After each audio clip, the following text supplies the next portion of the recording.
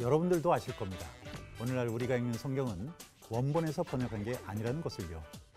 원본이 남아있지 않기 때문에 모두 사본을 번역한 것이죠.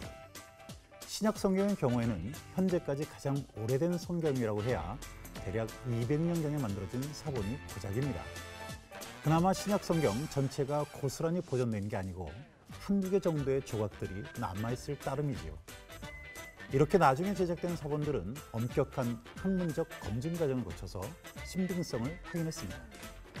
성경을 베끼는 필사가들이 신학적 이유나 혹은 성경 내용이 서로 일치하지 않을 때 마음대로 고쳐서 적어넣었기 때문이죠.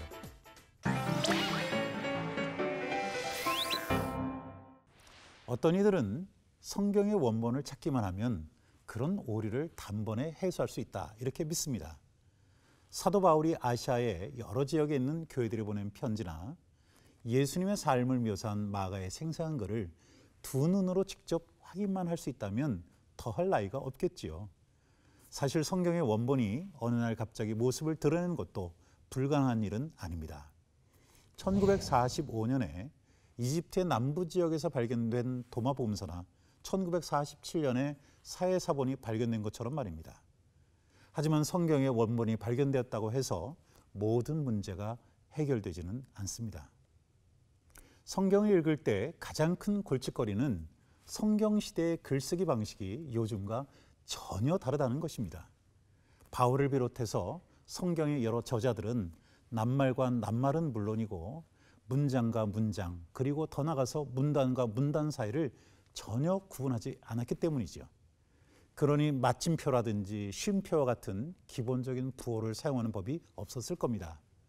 사정이 이렇다 보니 문장을 보면 철자들이 쉬지 않고 이어졌습니다. 악센트나 점 하나를 어디에 찍느냐에 따라 내용이 완전히 달라지는 것도 바로 이 때문이죠. 로마서를 보면 점 하나로 성별이 결정된 사람이 나옵니다. 우리말 성경에는 유니아라는 이름으로 번역된 인물이지요. 바울의 표현을 그대로 옮기면 그 혹은 그녀는 사도에게 유명히 여김을 받았다고 합니다. 그런데 이 이름은 악센트 부호를 어디에 붙이느냐에 따라서 남자 유니아누스도 되고 여자 유니아도 될 수 있습니다. 문제인물이 남자인지 여자인지 의견이 분분한 것은 바울이 로마 교회에 보내는 편지를 작성할 때 악센트 부호를 전혀 사용하지 않아서 빚어진 일인데요. 악센트 부호가 없으니 어느 쪽으로 읽어도 문제될 게 없는 것이죠. 일각에서는 초대교회에서 여자들의 지위가 낮았으므로 굳이 사도들끼리 이름을 거론할 정도라면 남자 유니아누스가 되어야 한다 이렇게 주장하기도 합니다. 그런데 로마 지역에서는 유니아누스라는 이름이 기록된 비문이 한 번도 발견된 적이 없는데요. 반면에 유니아는 무려 250번이나 발견됐습니다. 그래서인지 처음으로 악센트 부호를 사용하기 시작한 필사가들도 유니아를 남자가 아닌 여자 이름으로 인정하기도 했죠. 따옴표를 사용하지 않은 것 역시 성경의 내용을 정확히 이해하는데 걸림돌이 됩니다. 바울은 편지를 쓸 때 이따금씩 다른 편지의 내용을 인용했는데요.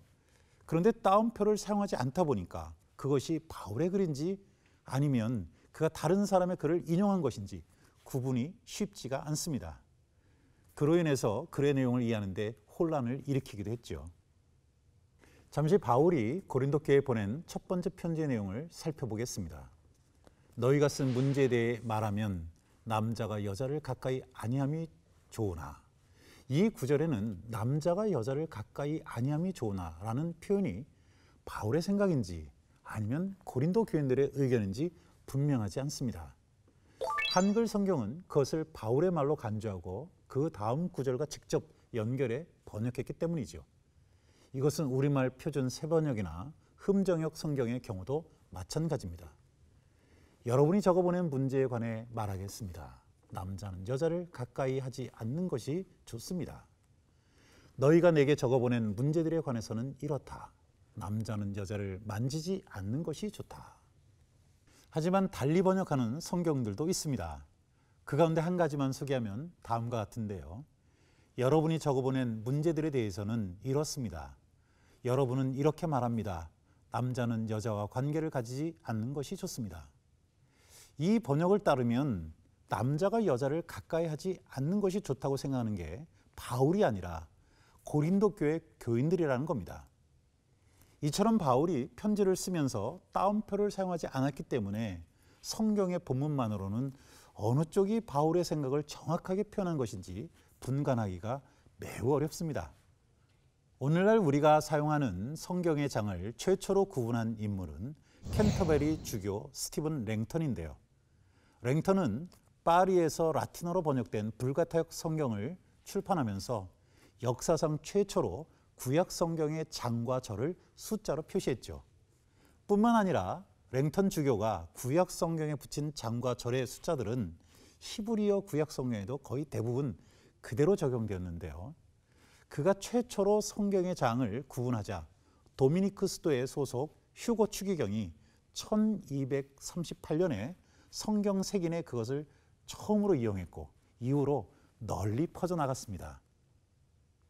신약 성경에 장과 절을 나눈 것은 구약 성경보다 훨씬 나중의 일이었습니다.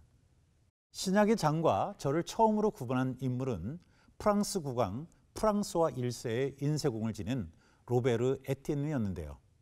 그는 1551년 그리스어 신약 성경을 출판하면서 절을 표시하는 숫자를 포함시켰습니다.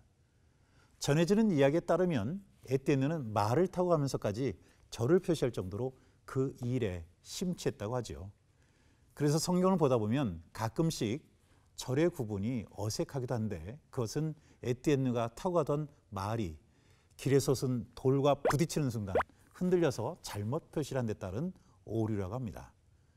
실제로 아들의 증언에 따르면 에티엔느가 여행을 하면서 장과 절을 구분한 일을 끝냈다고 하는데요.